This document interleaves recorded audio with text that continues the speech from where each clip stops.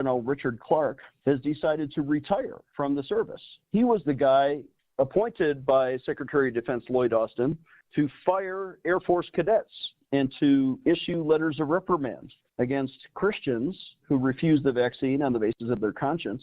He punished their First Amendment freedom of religion. So people like that are retiring, thank God. The military will be better without them. And Klingenschmidt says the new superintendent was his classmate at the academy.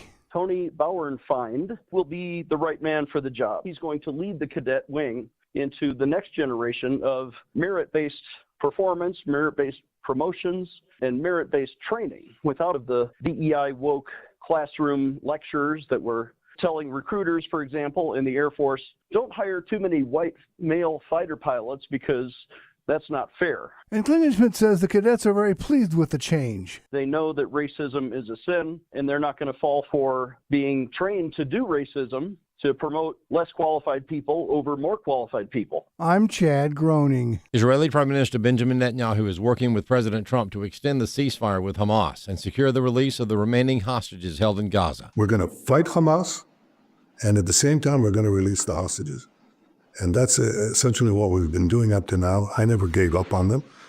And by the end of next week, we'll probably have about 75% of the living hostages. They're also holding bodies as hostages. I mean, these are monsters. For American Family News, I'm Rusty Pugh. What we believe about the Bible is based on what we believe about its source. The God Who Speaks, the award-winning documentary from the American Family Association, is now available in a special limited edition DVD set. This release includes a Sunday school curriculum and 2 hours of additional footage. Go to thegodwhospeaks.org to get your copy today. thegodwhospeaks.org. Welcome to Today's Issues, offering a Christian response to the issues of the day. Here's your host, Tim Wildman, President of the American Family Association.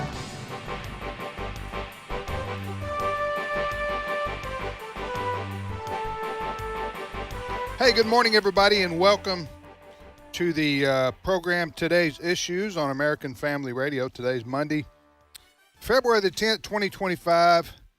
And again, we thank you for listening to American Family Radio. I'm Tim Wildman with Ed Vitagliano. Good morning, Ed. Good morning, Tim. Fred Jackson. Hey there, Tim.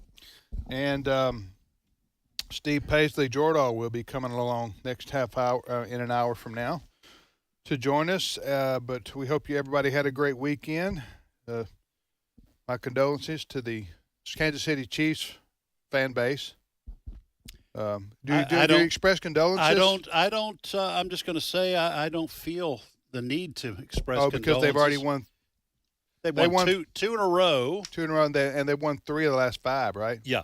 So they've had enough winning. I like the Chiefs, okay. And I think Patrick Mahomes is an outstanding quarterback, but it was time for a change. Now, as a Boston native, I hate Philadelphia, in a Christian kind of way. You know what I'm saying? Like I hate the New York Yankees, that kind of thing. Right. But I was rooting for the Eagles, and that was a beatdown. So it was a beatdown. It was. Good analysis. I'm not into football as much as you guys. You like football on ice. But we do, at our house, we do watch the Super Bowl. Yeah. All right. And I felt really sorry for the Chiefs. Yeah. I really did. I felt sorry for them. Because they never had a chance. Because they had an expectation Yeah. of winning. And to see what happened, like I said, I don't follow it as closely as you guys, but I do watch some football. And to see the team fall apart at the most important game of the year. Yeah, let me just add this. You know what? People would not even be talking about the Kansas City Chiefs had they lost to the Buffalo Bills. And then the Buffalo Bills would have lost to the probably to the Philadelphia Eagles because the Eagles are that good. Yeah. Okay. But so when people were making fun of the Chiefs last night, I was going they are in the Super Bowl. They're one of the last 2 teams standing. Yeah. Just because you don't win the Super Bowl doesn't mean You're losers. Somehow you're a loser. Yeah. Okay, they made it to the Super Bowl yet again, and they've been to like 5 of the last 6 Super Bowls or something like that. It's incredible. They're an incredible dynasty. Yeah. And it's not over yet in Kansas City, but there may be a new kid on the block as far as the dynasty goes, because those Eagles, if they can keep their players together, they could repeat. They could repeat. Absolutely, they could repeat because they're a young team. Yeah. Mm-hmm. All right. Anyway, I hope everybody had a good Super Bowl experience, except the Chiefs fans. But hey. Well, it was and Taylor Swift. And Taylor Swift. She's heartbroken. Yeah. She'll make it, though. You said that earlier in the day when I mentioned Taylor Swift. Well, she's going to have to jet off on a private jet to an island to console herself. Yes. Maybe with her Travis Kelce boyfriend. But I think she'll come through. Don't get me wrong. She'll make it. One other thing. I wasn't the first one to say this, but I've said it in the past. With respect to like Taylor Swift or somebody, they say they say money can't buy happiness. Right. But personally, I'd like to give it a shot. Yes. Just to see if that holds up. See if that's true. See if that's true or not. Yeah. Yeah.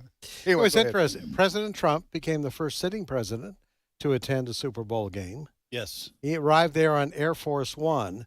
In making their way to the football game, Air Force One flew over the Gulf of America.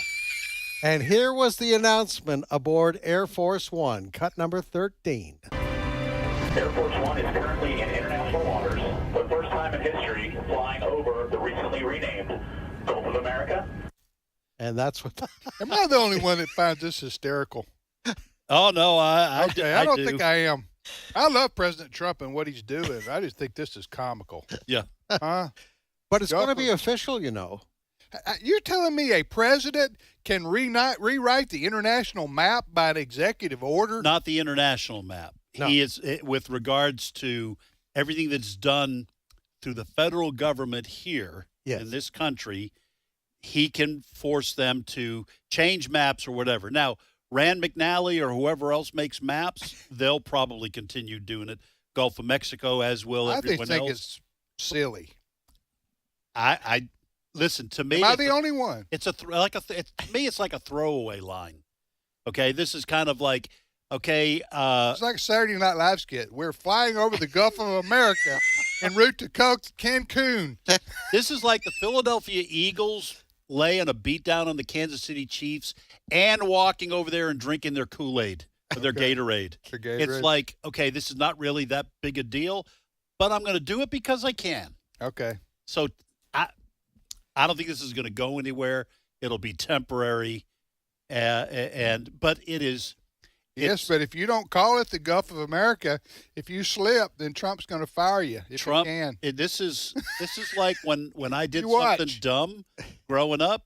Yeah. I get a slap to the back of the head, and that's what Trump is doing to the liberals. And slap to the back of the head. You don't like it? In related Who's news in charge? From our good friend Todd Starnes, this story: a group of teachers at Belleville High School in New Jersey is facing accusations of xenophobia because they wore Gulf of America T-shirts to school. And I guess some of the students. What's that got to do with xenophobia? Who may be in the country illegally. Oh. Well, I would say this about xenophobia. By the way, you can go to the dermatologist. Okay? I mean, That's right. I had xenophobia. I went to the dermatologist, got some cream. Got some cream to rub on it. I'm fine today. Yeah. You know what I'm saying? So there are ways to handle this. Yes. But with respect to xenophobia means a fear of foreigners or illegals or, in this case, Mexicans or something like that. An irrational fear of Hispanics, in this case, is that's the accusation.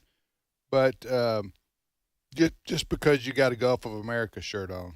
You know the fact of the matter is, it's not an outlandish idea to rename it because it doesn't have to necessarily refer to the United States. I know that's the way President Trump is going with it. Again, that's just a slap on the back of the head to the media. They're losing their minds. But you got North America, Central America, South America. Those, North America, South America, those are continents. You could say Gulf of America is just a reference to the continents. Not necessarily. You're not buying it. Well, I don't think that's what Trump means. Anyway, hey, listen, on the ring of importance, the Gulf of America is about number 37 right now. What Trump is doing with Elon Musk and others there in Washington, D.C. is so much more significant. If he wants to call it the Gulf of America, right, then go ahead. I just don't know Gulf of Trump if you want. I just don't know what we're going to do because our family, we vacation at the Gulf of America. Annually, Fred goes down there. And I recently returned from there. My wife and I, we went down there in October. That's what y'all went down there in October. Wasn't the Gulf of America at the time. So next time you go down there, are you going to tell your... Let's head that's to the what Gulf I'm of telling. America. All our family's going to go to the beach, and I don't know what to tell our grandkids. So what do I tell our grandkids? Tell me what you would do. Do you tell them? I would tell them. Go on down to. We're going to the Gulf of America beach, people. I'll tell you what you tell them. What? You tell them elections have consequences. Okay, that's a good answer. Yep. And President Trump wants to call it the Gulf of America. That's what we're going to call it. Deal with it. Get your T-shirts. We're going to get our T-shirts. Yep. We're going to get our family picture in front of the Gulf of America. Yeah. And you should all wear T-shirts that says Gulf of America. That's a great idea. Yes, it is. I'll bet you when we go down there this summer, Put we're it going on to your see tons Christmas of card. Trump voters who have Gulf of America T-shirts. Put it on your Christmas card next year. You have a family Christmas card that you send out. Yeah. You should put Gulf of America T-shirts. Hey, Trump ought to what do you call it when you copyright? Get a patent or Oh yeah. He ought to copyright that. Yeah. Gulf of America, and then when people tell T-shirts, they got to pay him a royalty. Yes. I mean, he's a smart businessman. Yes. He'd probably do that. He probably could. All right, you're listening to today's issues on the American Family Radio. If you want your daily Gulf of America talk, here's the place to come. So we'll be doing 10 minutes of this every day. You know what? We ought to put something out. AFA. I just thought of that. T-shirts or something Gulf like of that. America? Gulf of America. And somebody needs to copyright that or whatever you call it when you.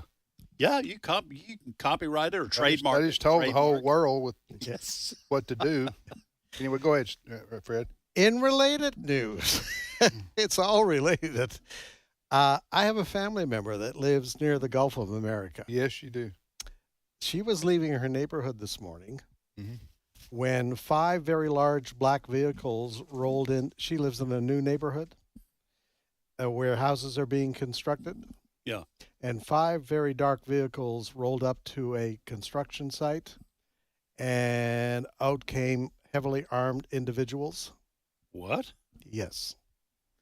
At the construction site, there were people suspected of living in the country illegally. Oh, my goodness. She's seen all this on TV.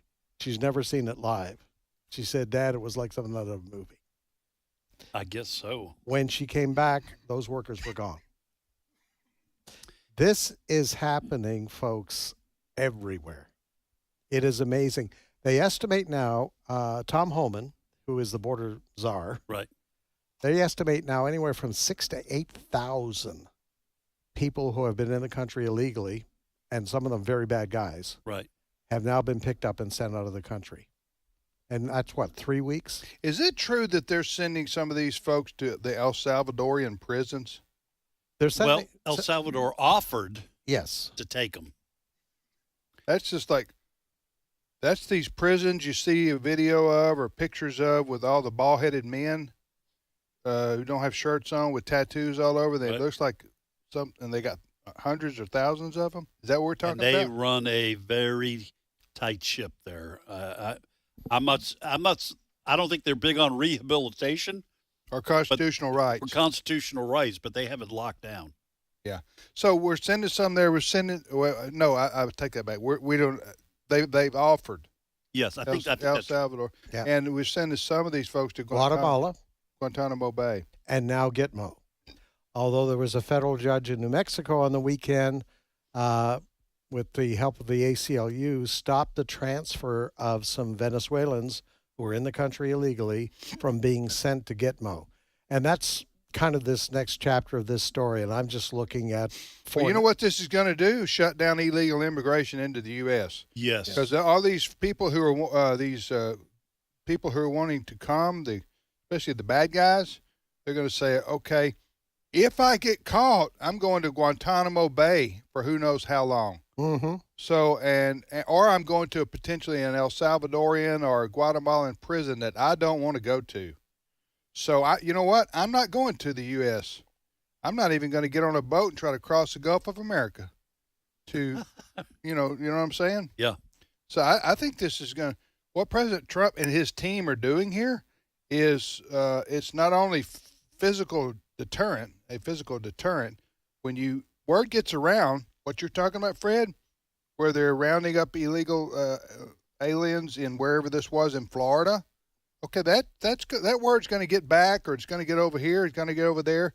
It's going to get back to people who are thinking about coming to the U.S. Or you can go there if you want to, but you're going to be met with a wall of military and not maybe necessarily a physical wall. But in other words, it's not as easy as it was under Biden where you just walk in. Well, and I'll tell you something else. Mexico and some of the Central American countries, they're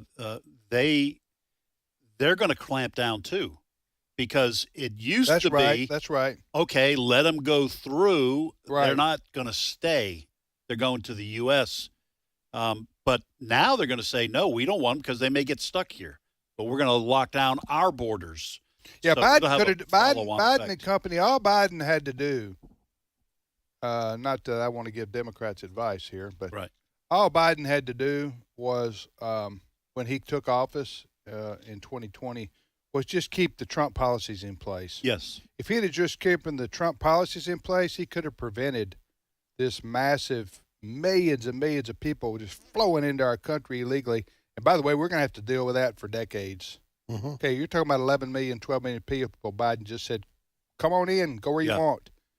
And but all he had to do, and he probably would have run, he or Harris, they would have had a better chance to win against Trump, because Trump used this as the number one issue to beat them, because they didn't care. They let millions of people in here and didn't give a rip. Even at this pace, though, the Trump administration is hoping to deport 1 million people by the end of the year. Mm-hmm. That's only 1 million out of the 11, 12, maybe more million that came in. We're not exaggerating that number. These were numbers that were provided by the, some say more, because provided by the Border Patrol. The Border Patrol, yeah. And but there's another route besides picking them up. If and this crosses over into the whole DOGE, Department of Government Efficiency, of what's going on there, because it's a two-pronged approach to all of this. As DOGE goes through all of these government programs, some of which are sending millions to areas that help illegals. Yeah. For instance, there was a story this morning, FEMA gave, and that's another department under investigation by DOGE, is they sent 15, instead of giving more money to North Carolina for hurricane recovery, there was an announcement from the Trump administration this morning. They found $59 million recently sent from FEMA to put up illegals in hotels in New York. Luxury hotels was the description. Yes. So this is the kind of thing that's going on. And, of course, the threat is there from the Trump administration. If we find that you're spending money in this way, federal department, we're going to cut it off. Well, and Elon Musk, I saw a post on X this morning referencing this story about the $59 million from FEMA. He said because it came after Trump had been elected and the laws had been changed and the policies had been changed, he said this was an illegal disbursement of money. It's against the law, and we're clawing it back. Yeah. So those hotels are going to have to give that money back because it was done contrary to the law. Let me say one other thing. By the way, you're listening to the radio program Today's Issues on the American Family Radio Network. Thanks for listening to AFR. I'm Tim with Ed and Fred. We're here every Monday through Thursday with the News of the Day show. Here on AFR Fridays, we have Trivia Friday. Have a lot of fun.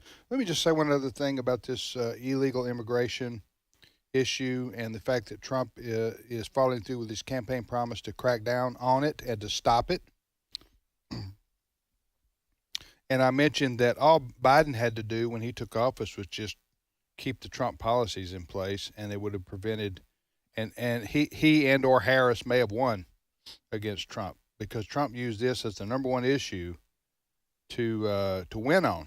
And people were upset about it. Absolutely. Voters, yeah. All over the country. Yep. All over the country. People saw what had happened, and Biden just letting these, and Harris pretending to be a border czar and never even going down there, and she was a dingbat about it. I'm not saying she's a complete idiot. I'll let others. You're talking about I'll let others decide that. Yes. I'm just saying on this particular issue of illegal immigration, Vice President Harris was a dingbat in the way she talked and her actions or lack thereof. Was peak dingbattery. Yeah, it was dingbattery. Yeah. That's a good word Yeah. to apply to her. So I will say this, and this is no laughing matter, even though it sounds ridiculous. And I've mentioned this before. And if you let the Democratic Party, not all of them, you take John Fetterman, for example, the senator from Pennsylvania. This guy's a reasonable person, as it turns out. On a lot of issues, he has some common sense, especially on illegal immigration. He says we can't. This reason we lost. Yeah. Eric Adams, the mayor of New York, a Democrat. He's a rational person. James Carvin. For the most part, yeah, on from this the issue. Clinton administration. But I will say this. I think Joe Biden 20 years ago would have been aghast at at just opening up the borders and letting anybody and everybody come. I really do. But Biden in 2020 forward with Harris, they were influenced and controlled by by people who are a big segment of the current Democrat Party. And here's what I'm going to say: they want to destroy our country, right, by letting millions and millions and millions of people flow into it. They don't care. They don't believe in borders. They believe borders at all are immoral. They don't believe in sovereign nations. I mean, it's insane. Right. But that's the reason that a lot of people inside the Democrat Party, they want our country to be flooded with illegals, right, citizens from around the world, because it will bring down the current structure of. Do you understand what I'm trying to say here? This is the way I always put it, and people can agree or disagree. Yeah. They wanted to tip over the canoe in the hopes of coming up with the paddles, and then they get to determine how things are run. Right. There's no other reason. Right. There's no other rationale, because it cost them the election. There's no other rationale why you would say, why were the Democrats in favor of no borders at all? That doesn't even make any sense. Aren't they Americans? Don't they care about the security of our country and who's coming here? No, they didn't. Many of them, like AOC and that wing of the party, they don't give a rip. They want to see the country flooded with more people. And had Harris won, it would have been like we'd had no more. She'd have taken away the border security that we do have down there. Listen, the United States as we know it would have ceased to exist within a handful of years. Yes. Electoral college. You mean had she won? Gone, had she won. Because she is radical. Joe Biden was radical, but they have given the Democratic Party over to true believers, radicals. Yeah. And listen, DEI would have been everywhere, law of the land. You know. She'd have been appointing federal judges, including Supreme Court justices, that were far, far lefties. And she would have done so for 4 years. I mean, God gave us a reprieve. Yes. Do you believe that? I do. Yes, Absolutely. Absolutely. Absolutely believe that. Because this is why. I believe that God rules over the nations. He raises them up and sets them down. And if he had wanted to destroy America, right, it would have been very easy to do it. Right. According to the radical ideology that is now infected to the Democratic Party, because it's no longer the classical liberals of old. Right. It has been infected by a radical cultural Marxism. Right. If God had wanted to destroy this country, those radicals would be in power. Yeah. Just like the Soviet Union, just like Russia was taken over by communists. Right. For 70 years. Right. Thereabouts. Did you hear we got to take a break, but did you hear the Democrat Party? They were having their convention the other day to decide who their new leaders would be. Mm-hmm. I wish we had the audio on this. They spent about, 15 minutes on pronouns. Yes. It was just these educated people trying to decide who's the leader of our party, talking silly garbage, gobbledygook, like they, them, her. My pronouns. We got to have something for cisgenders and trigenders, and they haven't learned. This is why they lost the election. That's what I'm saying. It's insanity. Yes. But it is an ideology that's taken over the mind. They call it a mind virus. Yeah. And unless the Democratic Party is able to move those people out, they're stuck. Yeah, they are. Mm-hmm. They're stuck with him. And people who have been longtime Democrats, like Fetterman, the senator from Pennsylvania, like James Carville, the Clinton advisor, Bill Maher. I mean, these are all left-wing folks. Yeah. And they're going like, we're left-wing, but we're not nuts like these people that are now in control of the Democrat Party are far lefties. All right, we'll be back momentarily with more of today's issues. Stay with us.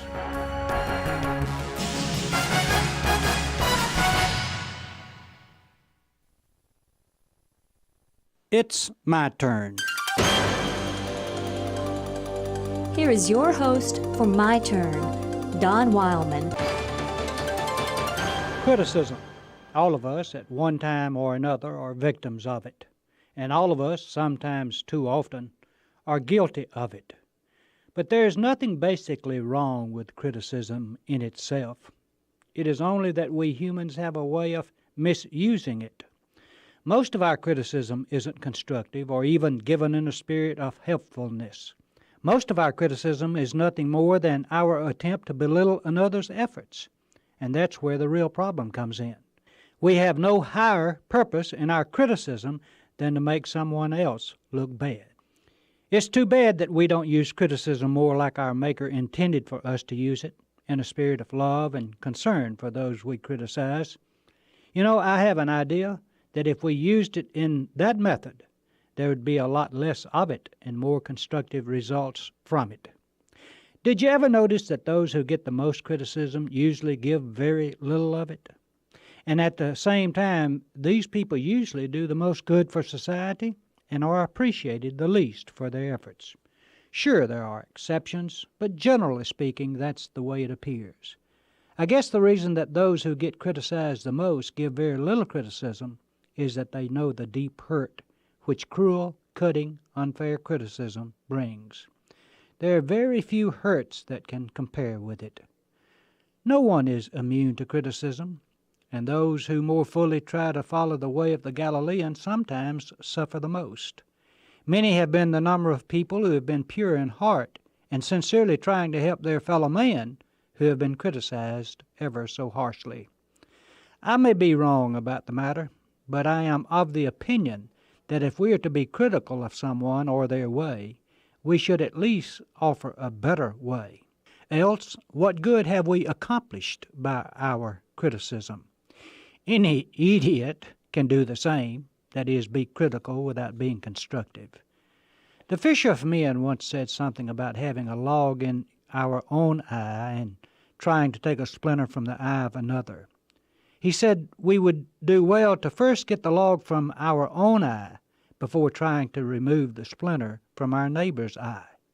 The tragedy is that we don't follow this very practical advice. No, we can spot the smallest splinter in another while looking straight through our own log. 'Tis a real shame that this is the case, but the case it is. Once a person sets his sights high in this life, he's opened the door for severe criticism. For history records that those who have done the most for mankind have been those who have suffered the most criticism. So if one has ambition about leaving the world a better place to live, he'd better get prepared for the criticism that will follow. And while we know that to be the truth, Somehow, it just doesn't take away the hurt that criticism brings. This has been My Turn with Don Wildman, a production of the American Family Association. A bruised reed he will not break, and a smoldering wick he will not extinguish. He will faithfully bring forth justice. He will not grow weak or discouraged before he has established justice on the earth.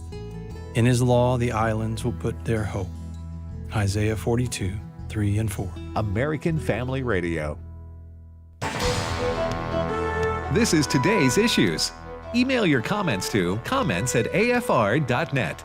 Past broadcasts of Today's Issues are available for listening and viewing in the archive at afr.net.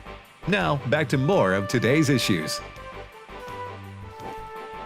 I just filled out the patent for the trademark. The trademark. Trademark. So I got the trademark Gulf of America.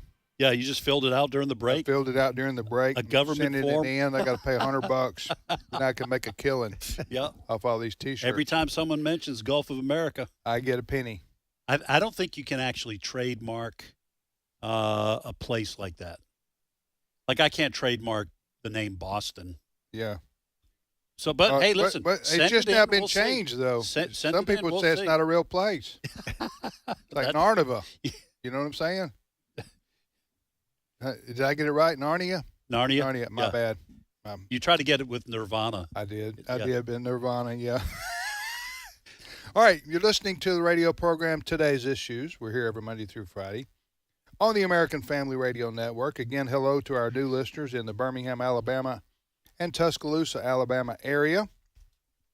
Although I don't know another Tuscaloosa in the world. Yeah. There's a couple of other Birmingham. Oh, yeah, England. Yeah, England and Michigan. Yes. Birmingham, Michigan, too. But anyway, thanks for joining us here on American Family Radio. That's what you're listening to. We do have new stations on the air in Birmingham and Tuscaloosa. Fred Jackson's with us. He's director of our news, and Ed Battagliano and yours truly, Tim Wildman. What's the next story, Fred? Well, we were talking about this during the break. New poll from CBS. How does America feel about Donald Trump at this point? And this is CBS, no friend of Donald Trump. They've done a poll. 53%, at least 53% of the American people say he's doing a great job. Now, this is from CBS. This is not a Fox poll.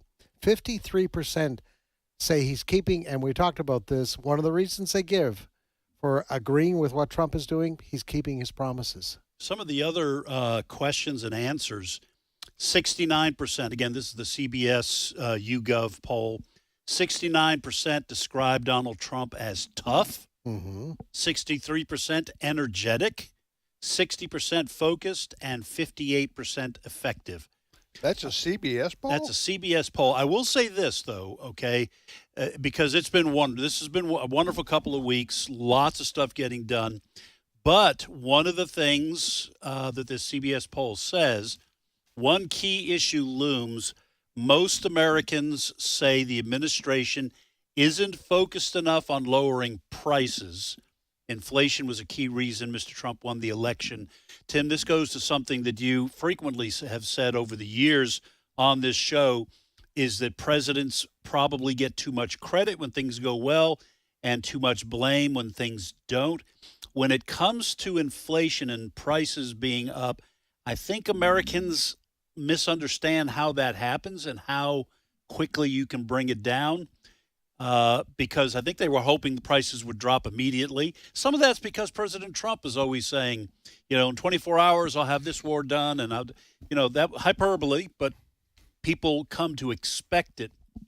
So I hope the administration does pay close attention to what changes can be made to start bringing inflation down, because that could be a sticky issue in 2 years during the midterms. Yeah, it could be. Absolutely. That's the number one issue usually in elections is the economy. Mm-hmm. Yeah. Usually. Mm-hmm. Now, sometimes there's war or other issues like illegal immigration that rise to that level, but usually it's the economy stupid.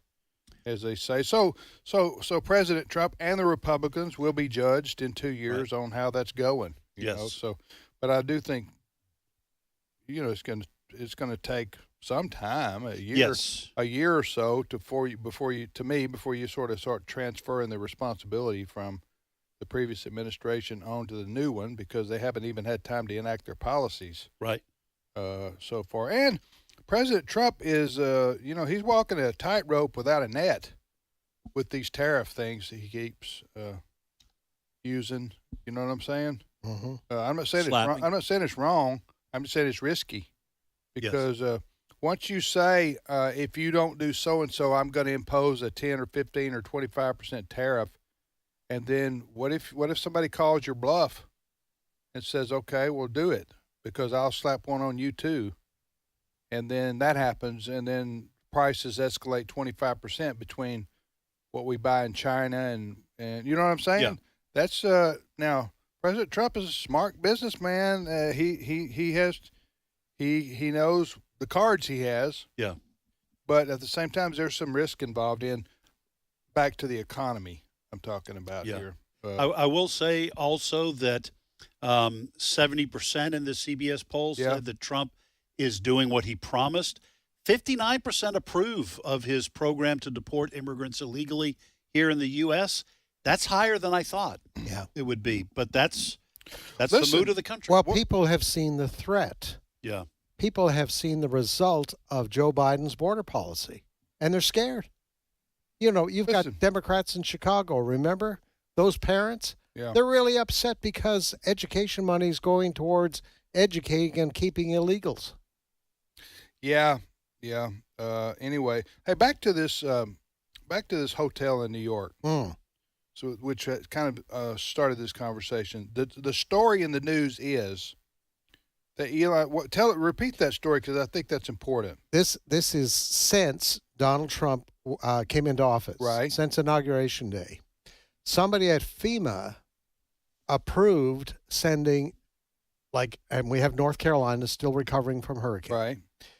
Somebody in FEMA approved sending $59 million to New York to house illegal immigrants in very nice hotels. Okay. And Elon Musk, I guess it's one of those things that he found out, and he's saying we're stopping that payment. Okay, well, good for him. Yeah.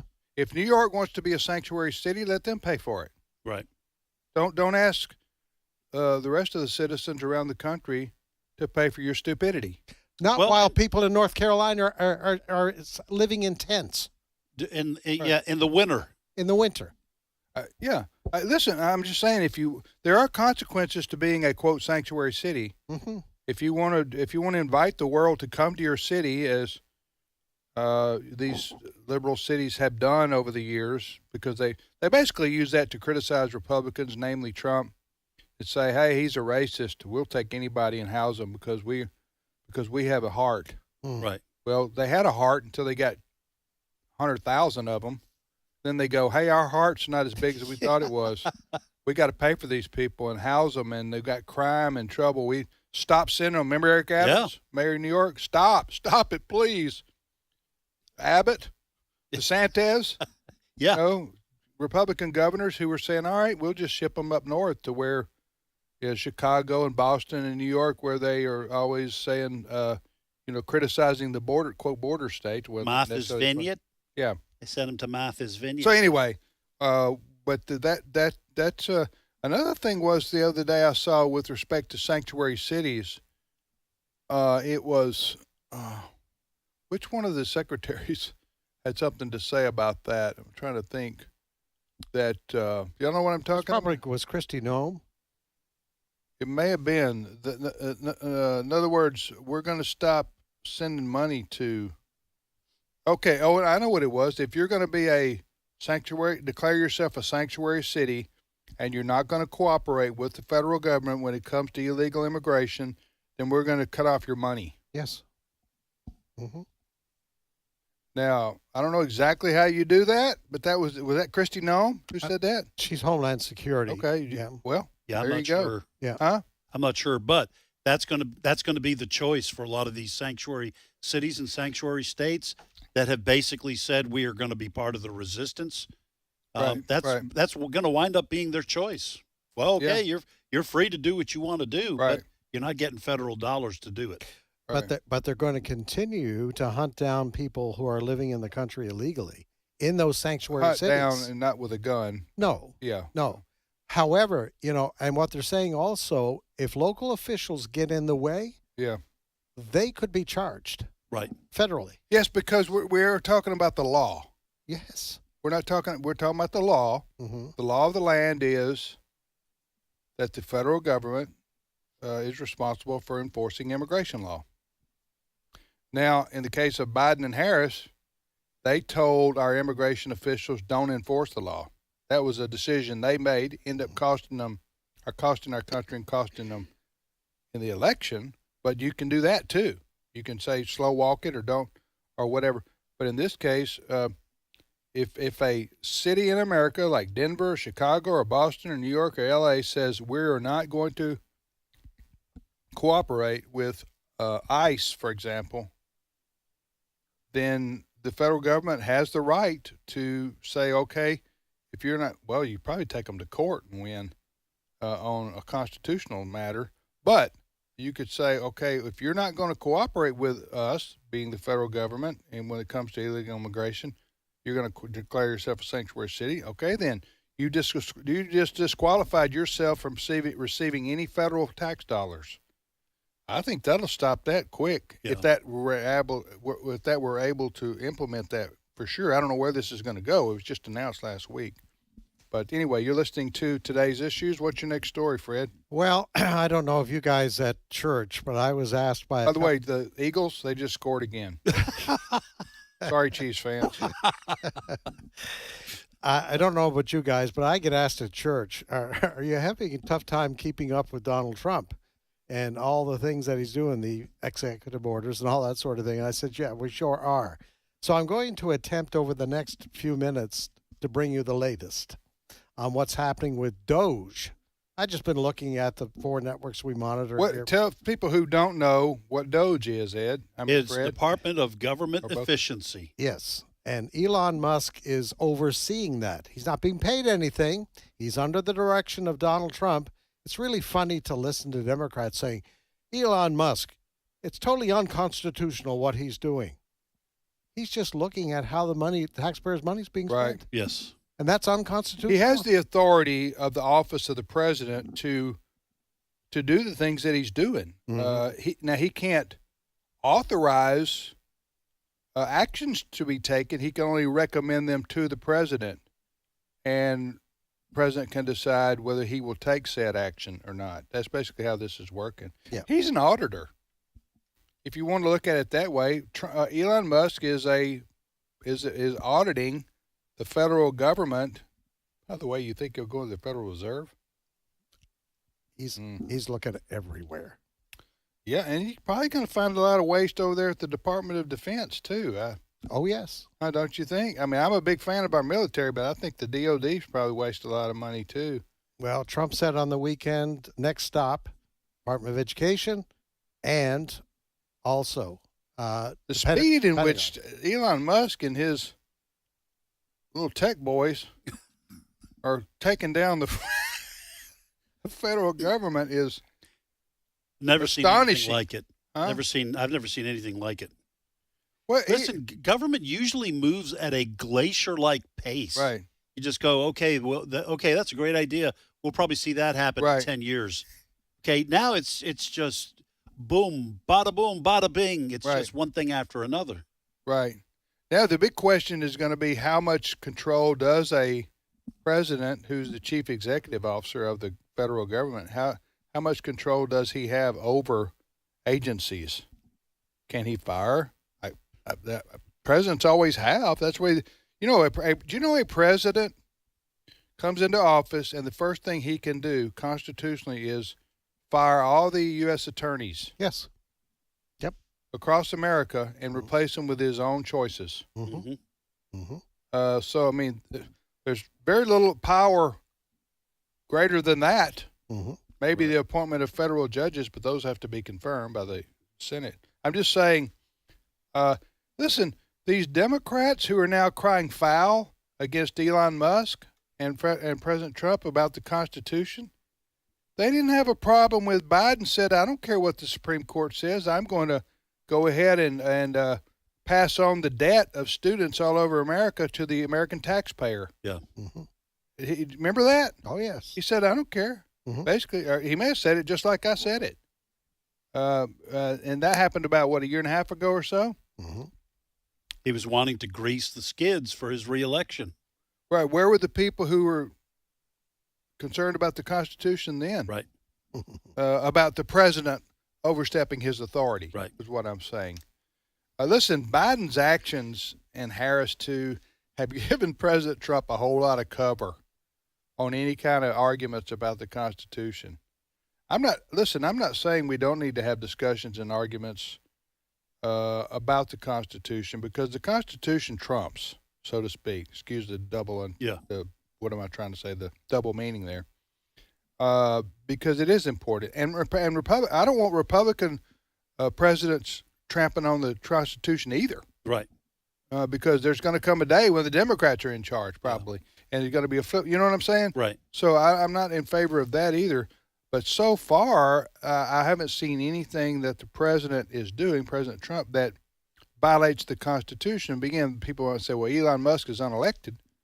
Well, Elon Musk has no authority. Elon Musk can't fire people. Right. He can only recommend to the president, to the office of the president, who he is working for, which is a constitutional position. Listen, for those people who are saying, well, Elon Musk has not been elected. Well, guess what? The special prosecutor, Jack Smith, who went after Trump on 2 big federal cases, he wasn't elected. He was appointed. And who is he responsible to? Maybe Marilyn Garland or what? But they were saying, remember people were saying, Merrick Garland, the AG, remember they were saying, well, no, he's independent of Biden and Garland. He's doing his own thing. Well, he was unelected with a big budget to go after somebody. 17 attorneys. There you go. Basically unlimited budget. So where were the people saying then? Well, he's unelected. Right. Jack Smith's unelected. So anyway. So is the Federal Reserve. They're unelected. It's not even a government institution. Right. It's separate. They're not Should elected. It be? Well, I mean, the Fed chairman is, but, oh, no, I don't want to get into the Fed, but I'm just saying there are institutions under the auspices of the federal government that are not elected. Right. And you don't hear anyone squawking about it until it's Trump. Right. Next story, Fred. Just a couple of things. Today, there's another court hearing, speaking of DOGE, on the offer that has been made to those employees in the D.C. area, federal employees. Remember, the offer is, unless you don't agree to come into work, because they've all been working from home, except 6%, the offer is this: we'll give you 8 months severance pay, or you have to start coming back to the office 5 days a week. Yeah. So there's another court hearing on that today. So what percentage have been working from home? Well, only 6% have been showing up to work. What? Only 6% have been. Did you hear the way I said what? Yes. Yes. It was kind of high pitched. Yeah. Go ahead. 94% since COVID have been working from home. This is going to create mass chaos in Washington D.C. as far as the metro and traffic. If these people come back to work, and am I right? Yeah. You would think. Have they been working with their pajamas from their? Well, some of them have had second jobs. Did you hear that example I gave last week? I don't know what. If you did. You do that. It's worth repeating. What? There was there's one of the anchors on Fox. Right. She has a friend that works for a federal department. A friend comes into work. She's a supervisor. And they were able to tell when a worker would log on in the morning from home. And so one day, this supervisor was out to lunch. I don't mean that in a derogatory way. She was out lunch hour. Getting lunch out, okay?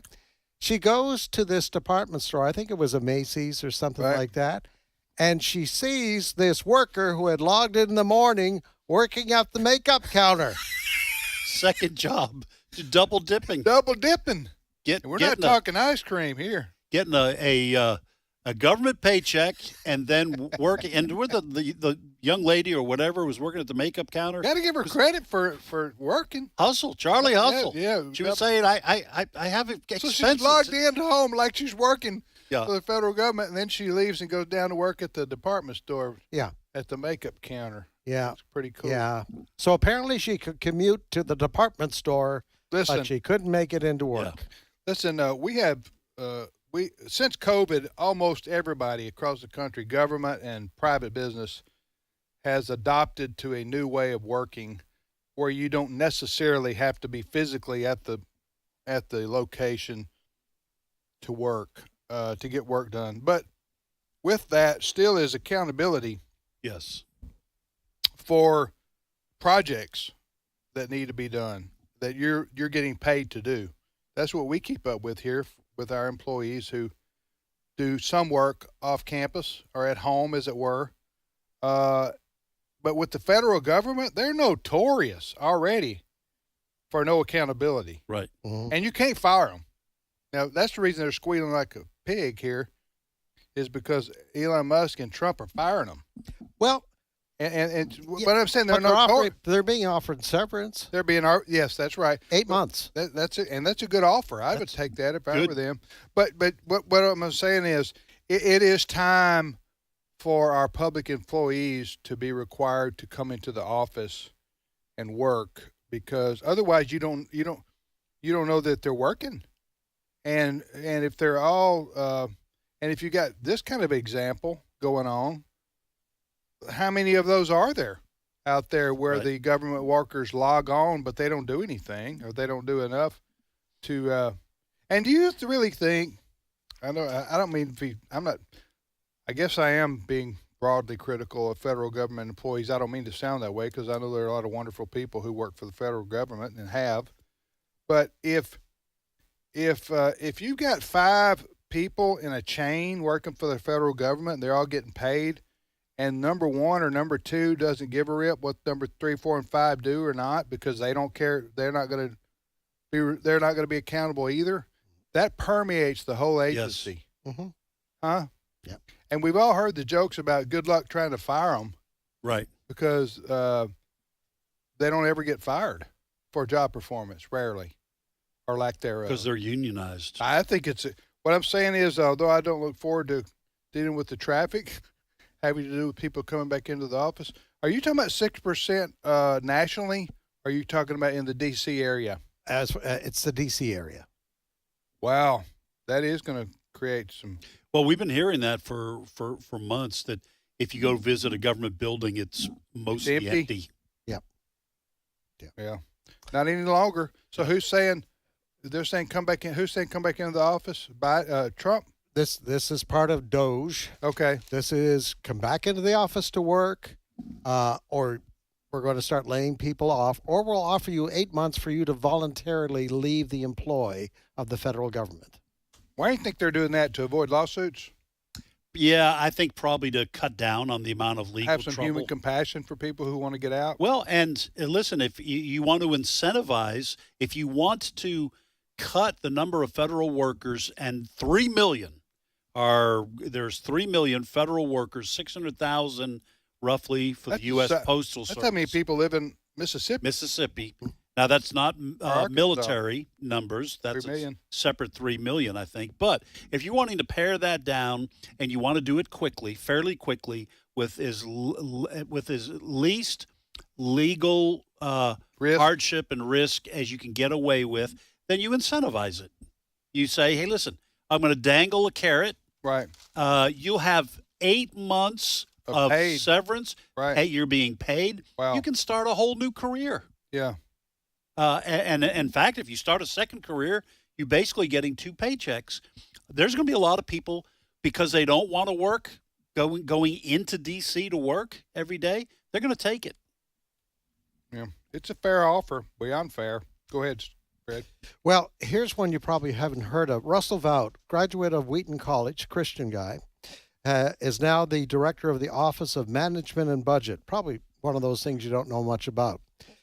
But he sent out an email on Saturday night after he was confirmed in that office, and basically he's told everybody at the Consumer Financial Protection Bureau, the doors are locked, you stay home and work from home. There's an investigation underway because this was a creation of the Obama administration that basically forced banks to give really bad loans to people with rotten credit. Why? Diversity, equity, and inclusion. Under a DEI. Oh, okay. All right. So they're investigating the bad loans being made, and people aren't being held accountable. So all the workers who work for Consumer Financial Protection Bureau, the doors are shut at the offices. You're going to stay home while we investigate this. No new transactions done, period. Just another arm of what's going on. This is happening across the whole spectrum of federal departments. Yep.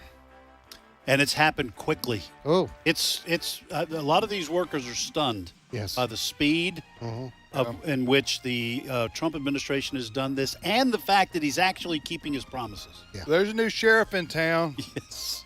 And I'll be your Huckleberry. He's got his deputy dog. Yeah. Elon Musk at his side, right? I'll be your Huckleberry. I'll be your Huckleberry. We'll be back. Huckleberry Hound. We'll be back. Stay with us.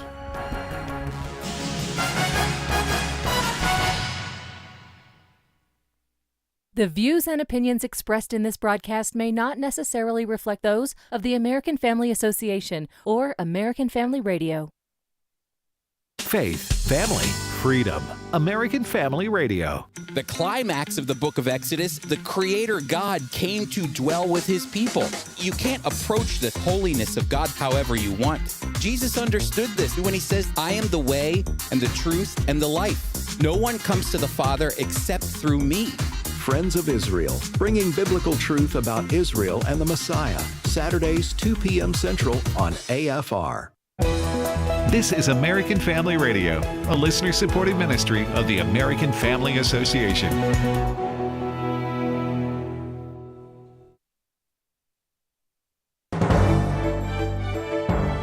American Family News, I'm Rusty Pugh. Transportation Secretary Sean Duffy visiting western North Carolina, which is still recovering from Hurricane Helene, with a major interstate only partially reopened. Madison Scarpino in Atlanta with more. The Department of Transportation says this is Secretary Duffy's first official trip in the new role. The main point of him being there is to check out the damage done to Interstate 40. Infrastructure remains one of the biggest long-term concerns there. Parts of the interstate are still closed. The intense flooding destroyed several roads. Many parts of I-40 are collapsed. We're told Secretary Duffy is having a lot of conversations about ways the feds can work with the state transportation departments to speed up the recovery process. President Donald Trump plans to use reciprocal tariffs as the tool to level the trade playing field. Edward Lawrence has more. The president, we expect him to announce reciprocal tariffs on all countries, not just China, which has that 10% across the board, on all countries, in addition to the aluminum and steel tariffs of 25%. Let's look at auto imports and exports. The European Union puts a 10% tariff on every American car going into its countries in the European Union, like Germany. The U.S. places a 2.5% tariff on cars from Germany coming into the U.S. It makes it more expensive to buy American cars in the European Union and less expensive for Americans to buy German cars here. Advantage Europe. The president sees that happening just about across the board and wants to level the trade playing field with our friends. In addition, the president also wants to use tariffs as a tool. Florida Congresswoman Maria Salazar sits on the House Foreign Affairs Committee and says President Trump is trying to make things right. Well, yeah, he's trying to make things right. You know, trading with the United States is a privilege, not a right. So if you don't play by our rules, we just don't play with you. Right. And look what's happening with China. Sure. What they're imposing bioterrorism. It's a bioterrorism war with the fentanyl. Fentanyl is the #1 killer for children between 18 and 45. And the president just said it. You cannot continue sending the chemicals to Mexico. Hispanic illegal alien Christians are worried ICE is going to kick down the door of their churches and haul them off to Guantanamo Bay. Steve Jordahl reports that's almost certainly not going to happen. President Trump is making good on his pledge to deport millions of illegal aliens, starting with the most violent. But millions of Hispanic Christians are fearful there's going to be a knock on their church door, followed by a SWAT team. Pastor Samuel Rodriguez of the National Hispanic Christian Leadership Conference says that's not going to happen. After having multiple assurances from those that know, from those that truly know, I have been assured that there is no, absolutely none, zero commitment to breaking the sanctity of the church. The priority here is nothing less than coming after the criminal element and those engaged in nefarious activities. Rodriguez says Hispanic evangelicals are just as upset about illegal immigration as their white brothers and sisters are. After all, most of them came to the country the right way. Churches should not at all be fearful. There should be zero angst, consternation, or fear as it pertains to the federal government coming with guns blazing into any sanctuary. But Rodriguez is not so sure about what happens outside the church walls. Board Czar Tom Homan has suggested that if nonviolent illegal immigrants are found in the same location as their violent peers, they'll be going too. Now, I cannot deny the fact that there is a possibility that ICE agents may be waiting somewhere outside the parking lot for a pedophile or a gangbanger or a drug trafficker. But that's who they're targeting. They are not targeting good, God-fearing people who have been here 10, 15, 25 years who don't even have parking tickets. I'm Steve Jordahl. Elon Musk is calling for the impeachment of the activist federal judge who is blocking DOGE access to the Treasury. The president says that Musk is, quote, not gaining anything from DOGE. Republican Congressman from Florida, Carlos Jimenez, says if Democrats protest too much, there is something going on there. Look, it should all be public record outside of payments that are given to very, very sensitive payments, and that should be few of them. Everything else should be public record. And I think they're just scared that we're going to find who this money is going to, the waste, the fraud. For American Family News, I'm Rusty Pugh. The American Family Association's mission is to inform, equip, and activate individuals to strengthen the moral foundations of our culture. We also support the church. Our goal is to be a leading organization in biblical worldview training for cultural transformation. AFA aims to evangelize the lost and disciple the believer. We aim to strengthen biblical marriages and equip parents to raise godly children. Thank you for standing with the American Family Association. Today's Issues continues on AFR with your host, Tim Wildman, President of the American Family Association.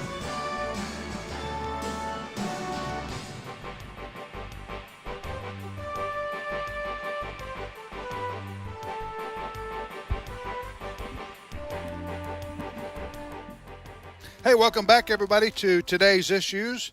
That's the name of this here show on the American Family Radio Network. Thanks for listening to AFR.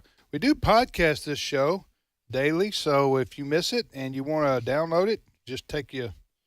Brent Creeley, our producer, how do people download when is the podcast of this show available? And how long does it take them to download it? If I don't go to lunch, it's usually available right after the show. Okay. Now, I do go to lunch sometimes, so. What makes that decision for you? Like what? It depends on who's buying lunch. Oh, somebody's buying lunch from you, you're ready to go. Right. Okay. No, the podcast is usually available right after the show, probably 30 minutes after the show. Okay. And then they can go to afr.net. There's a banner at the top that says podcast. They click it, and it's a website of all of the shows that we offer as podcast. Okay. All right. Good morning, Steve Paisley Jordahl. Good morning, everybody. Hey, did you care who won the Super Bowl, Steve? I really didn't have a dog in that fight. No. Right. I'm an AFC West fan because I'm a Raiders fan, so I kind of have an animosity toward the Chiefs, so I wasn't upset that they won, but that they lost, you mean? That Chiefs they lost. lost. Yeah. Yes, that they lost. But it wasn't a very good game. It just a lot of stuff went wrong in that game. Did you guys watch the halftime show? I skipped it. I did. I know I watched it wall to wall. It was like atrocious. My understanding is nobody could understand the words. Anyway, what was the guy's name? He's a rapper, Kendrick Lamar. Yeah. And he's a rapper. And all right, be careful what y'all say here, because I just know that we mock what we don't understand as humans. Okay. And the That's four of fair. us, we are older white guys. Now, I would say older black guys don't understand rap either because I've talked to them. Yeah. But we're not in that younger generation that they're trying to appeal to. But the fella who was the entertainment was a Kendrick Lamar. That was his name, and he's a rap star. That would be R-A-P. Yes. All right, he's a rap star, right? Yes, he is. And known worldwide. And so just because none of us understood a word he was saying doesn't mean that people somewhere somehow don't understand. That is true. I read some of his lyrics coming into this. I wanted to know, and they are filthy, replete with bad words. You can't repeat them right here? I couldn't even that's begin to repeat them. The whole rap industry's filled with but obscenities. he was so undistinguishable what he was saying. He might have said all of those things on the air. I don't know. We couldn't hear. You have to have an interpreter. For most right? people, yes, an interpreter. What book of the Bible is that? Oh, in? That's a different subject altogether. But I'm talking about with rap, you need an interpreter. Yes, for most people. But to answer your question, I did not watch the halftime I did. show. Yeah, in fact, I skipped a lot of the commercials because you just never know anymore. Yeah. Right. I did see the Dunkin' Donuts commercial. That was on pretty soon Yeah. in the first quarter sometimes. Even and there was a those- couple of curse words in that one. Yeah, even And those were very disappointing. Yeah. Yeah. Not pleased Anyway, at all. what was your point about the halftime my show? point About was the you halftime asked show. That the whole thing was terrible. I did So- see one commercial that I thought was pretty funny. Which was? Matt Damon was in it, and it was with David Beckham. Yes. And David, I don't even know what the commercial was for. That's right. That happens a lot. But David Beckham, the soccer player, finds out that he has a brother in the U.S. Anyway, you just go look up Matt Damon. It's funny. It was pretty funny, I thought. It was But now, humorous. Not Yeah, really he funny. meets his brother, and so Matt Damon says to him, "So I hear you're famous. Are you really famous?" He says, "Well, I'm famous in kind of a what's the Matt Damon's best friend's name? Oh, Ben Affleck way. Kind of in a Ben Affleck way." Oh, that's too bad. Yes. Well, let me just say this about the halftime show for the Super Bowl. I do think it's probably time for like a country act to have one shot. Has Garth Brooks ever done that? I have no idea. Listen, these marketers for the Super Bowl, they do want a large appeal. Ostensibly, they do.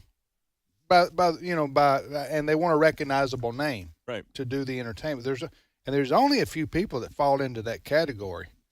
You know what I'm saying? That's why they've chosen mostly pop music, which you can understand. They were going pretty current pop until the Janet Jackson wardrobe malfunction, and that just sent everybody into a tizzy. I don't know. Then if you they remember went that. to old white rockers. Yeah, for then a they couple went to years. They knew classic rock. there would be no malfunction of Paul McCartney wardrobes was at the if game you got last night. Tom He did Petty, one of the halftime shows. Tom Petty out there. Yeah. But now they've gone kind of past that to I don't know who they're. I'm just saying they celebrated rap 2 years ago. Remember that? And then the last year, who'd they have last year? I am looking up. Okay, so last year looks like Jesse Collins. No, Usher. Oh, producer, special guests. Usher was last year. You don't need to look that up anymore. Okay, 2022 is Tim knows because he 50 led him Cent, to his seat. 50 Cent, Anderson .Paak. There was no. No, that was 2 years ago. Yeah. Rihanna was last. No headliners.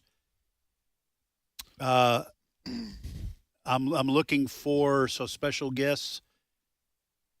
Yeah. Anyway, 22, 23. It looks like there was a headliner, Rihanna, but there was no halftime performance. Fred can lip sync. Oh, Rihanna's last song. year's Alicia Ask him Keys, to. Jermaine Dupri. Who? What are you? Will talking I about? Am, Lil Jon, Ludacris. When are you talking this about is here? 2024.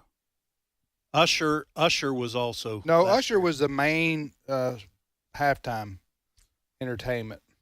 He was the headline. He was the headliner. I'm just throwing this out there. But they had special. We've had rap, and R&B, which is great. But it's you would think they would have a country artist sometime along the way. Rihanna was 2022. You still Dr. going over Dre, this? Snoop, 2020. That was 2022. Dr. Who? The Weeknd in 2021. I have no idea what that The is. Weeknd was the name of a singer. I know Jennifer they have, Lopez in 2020. They have wacky names nowadays, huh? Maroon 5 in Eminem. 2019. That was the 25 years ago. Rock and roll. Justin Timberlake. I'm just going backwards. Yeah, you Lady Gaga. Coldplay. Lady Wow. Gaga, she hung from the ceiling there at the. Katy Perry, Bruno Mars. Yeah, I remember. Beyonce in 2013. I don't see any country. Madonna. No. I don't see any country. Well, I'm not. They need to have a country celebrity because country music is big. Yes, it is. In America. So why not have Kenny Chesney or somebody with mass cross appeal? Yeah. Crossover appeal. Anyway, go ahead, Steve. We're enough with the halftime Super Bowl talk here. I could keep going. No, that's all right. We got it in. A lot of things have changed in this world since Donald Trump has come to office. And I don't have a cut sheet. Fred, can you hand me yours? Why don't they have Trump do the halftime show next year? Why not do that? He showed up yesterday. Showed up. Yeah, he got Let him get out there. He can dance. Have you seen him? Yes. His dance world famous. That's that what I'm little talking about. thing he does. I would They have invite people in Trump to do different the halftime countries. show. Anyway, Young people doing that kind of dance. Thought. All right. Yeah. So anyway, a lot of stuff has changed since the president has been in office. Though we kind of feel like the whole mood in this country has shifted. And I want to give you one example. The Army recruiting is up. Nearly 350 soldiers each day in December in 2024. The most productive December for the military branch in 15 years. Really? Yes. They are busting at the seams now. Maybe this is why. This is a recruiting ad from somewhere in the past 4 years, cut 14. When I was 6 years old, one of my moms had an accident that left her paralyzed. Doctors said she might never walk again. But she tapped into my family's pride to get back on her feet.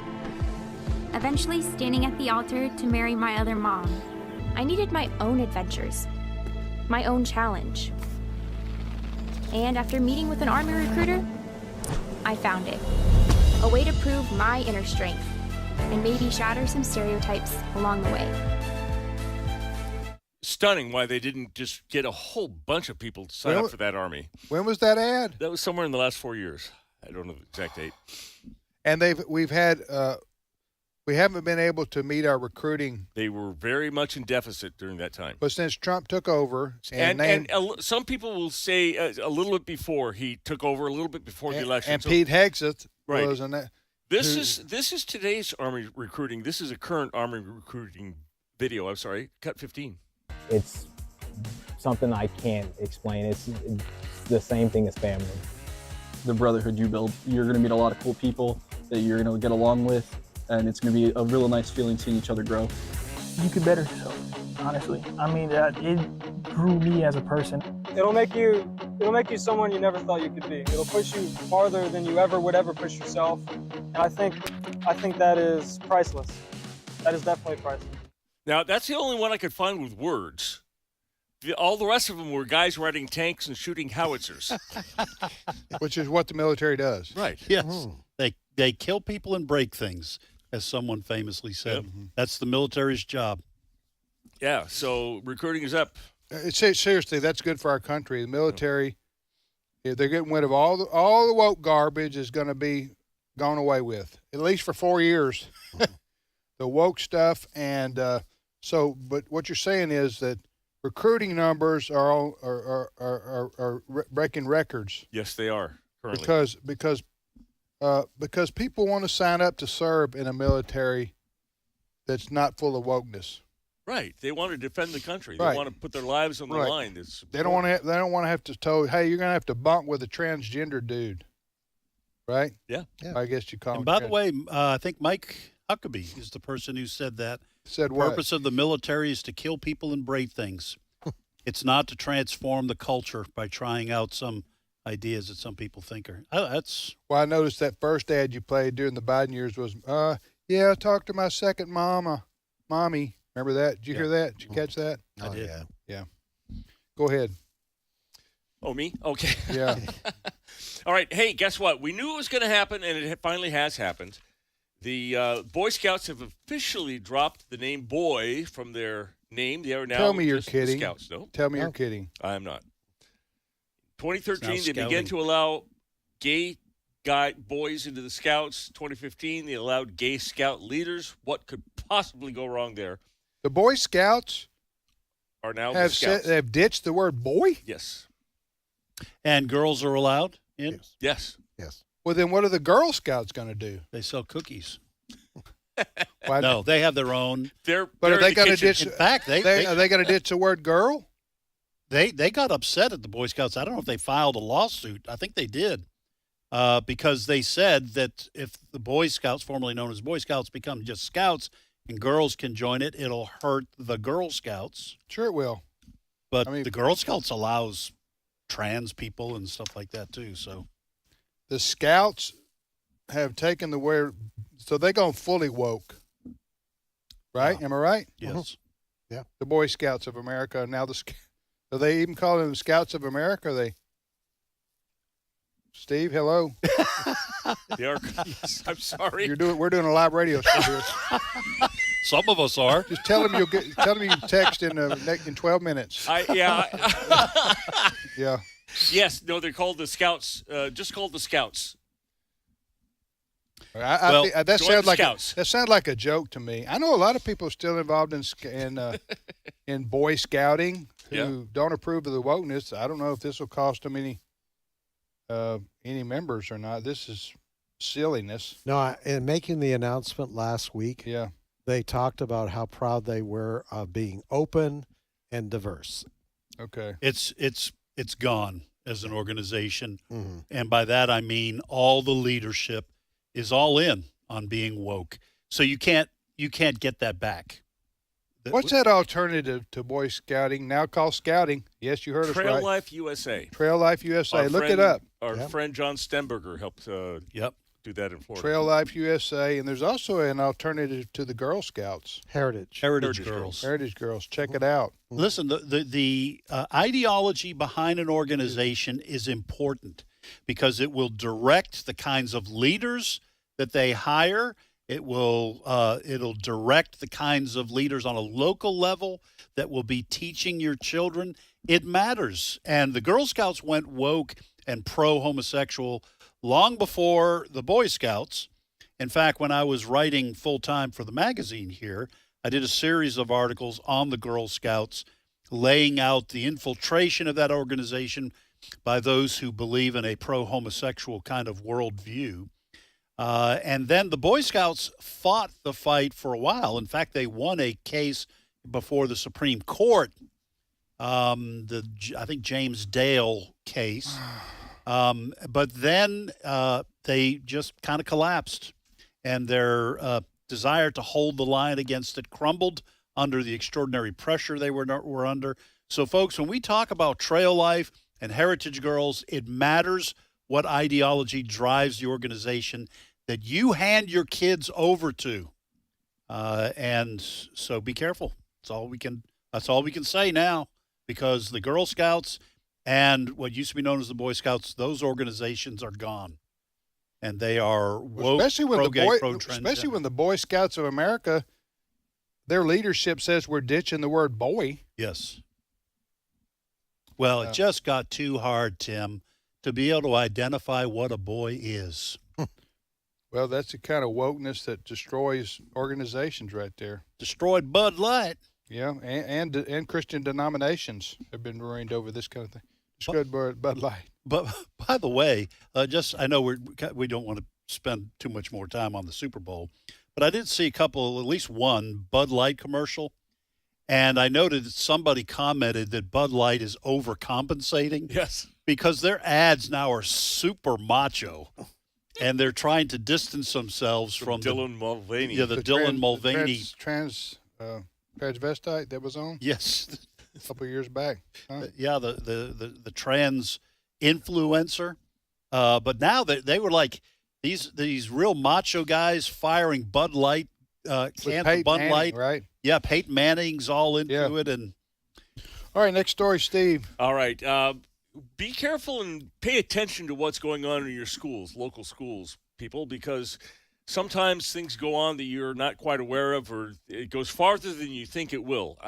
Case in point, Washington State, which just passed Senate Bill 1581 on a party line vote, 30-19, by the way. That's how blue Washington is. The bill outlines 15 specific rights that parents have regarding their children's public education. And it excludes some other rights that parents no longer have. And I want you to listen. This is a state senator, Jamie Peterson, And she's talking, this is in the Senate chambers of Washington. She's telling a little bit about what now the parental rights are in Washington, Cut 12. Kids over 13 have the complete right to make their own decisions about their mental health care. Parents don't have a right to have notice. They don't have a right to have consent about that. Where was this? Washington State. Yeah. Washington State. Wow. Well, listen, I just got done saying the ideology driving scouting. Well, it's the same thing with schools. Can you imagine being a parent being told in Washington State you have no right to make decisions regarding your child's mental health? And we know what that is tied to. That is tied specifically, maybe most importantly, to transitioning genders. And so parents have no right to say no to that. Yeah. That is disturbing. I don't know how they get away with that. But they get away with it because voters allow it. Right. I don't know what else to say. You don't like that? Vote those nutcases out. Yeah. Join the school board. Yep. All right. There's been a lot of talk. Donald Trump keeps making these suggestions about, like, taking over Greenland and the Panama Canal and renaming the Gulf of America. One of his things that he said, and everybody thought he was joking, was he wanted to make Canada the 51st state. And everybody, oh, yeah, how funny. Well, Justin Trudeau was heard on a hot mic. I don't have the audio, but he was heard on a hot mic saying, yeah, he really means it. Someone asked the president outright, do you really mean you want to make Canada the 51st state? He says, yes, I do. It would be much better for them and for us. I don't know how that happens. I think Trump's just playing with people's minds. I really do. I don't think he knows that the people of Canada, I mean, we've got a Canadian right here. We could ask him, but Canadian American. Canadian American. Canadians American. don't want it. They have their own culture, their own history. They don't want to become a part of the United States. Am I wrong, Fred? No, they wouldn't want to. This is Donald Trump throwing stuff out. He wants a better economic relationship with Canada. That's what he wants. And so he throws this stuff out there. Canada becoming the 51st. No, that's not going to happen. Let me tell you what Donald Trump, President Trump, benefits from. He's really a genius in this way. He can say the most outlandish things, and people will say, and he'll get away with it. And listen, again, I'm complimenting him on get away with it. Because people say, well, he's just trolling. Yes.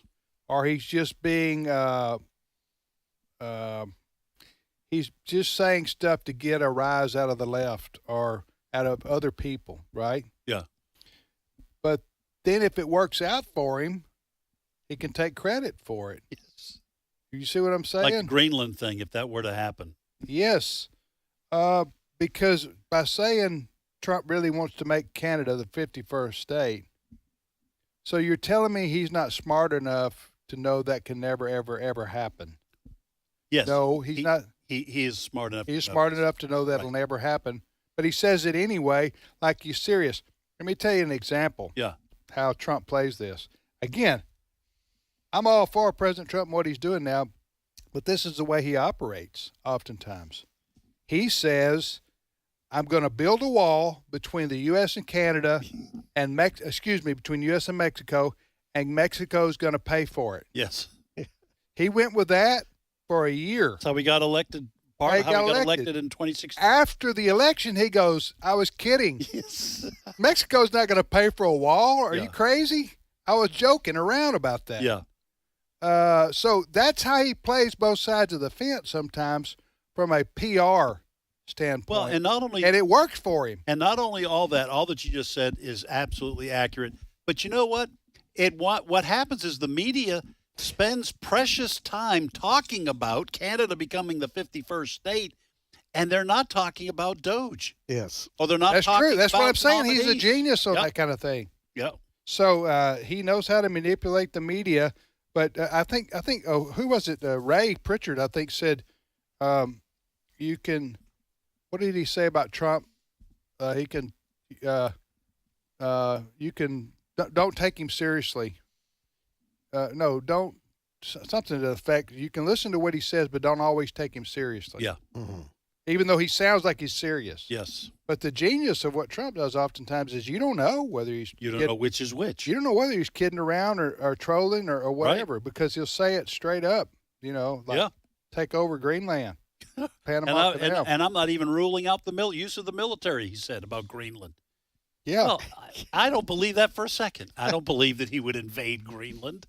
Right. But people go crazy on MSNBC talking about what a dictator he is. Meanwhile, he's behind the scenes probably trying to negotiate access to the minerals. And military bases, etc. Yeah. I wouldn't underestimate that fishing army over there in Greenland. They could put up a tough fight from what I've heard. They got a little Viking blood in them. You know what I'm saying? Yeah. So, listen, whatever you might say about Donald Trump, he's not boring. Oh, no. He's always doing, blowing, and going. January was one of the most exciting months of my life. If we have 4 years of this, I don't know. I might have to retire. It'll be exhausting. Gosh, man. Well, it is mind-blowing. Trump's 78. Look at the energy the guy has. Yeah. I thought I got by with 6 hours of sleep. This dude gets 4. Yeah. At that, huh? At that, yeah. All right. Have a great day, folks. Thank you, Steve. My pleasure. Thank you, Fred. Thank you, Ed. You bet. Brett Creeley, our producer. Thank you for listening, folks, to today's issues here on American Family Radio. Have a wonderful day. We'll see you tomorrow.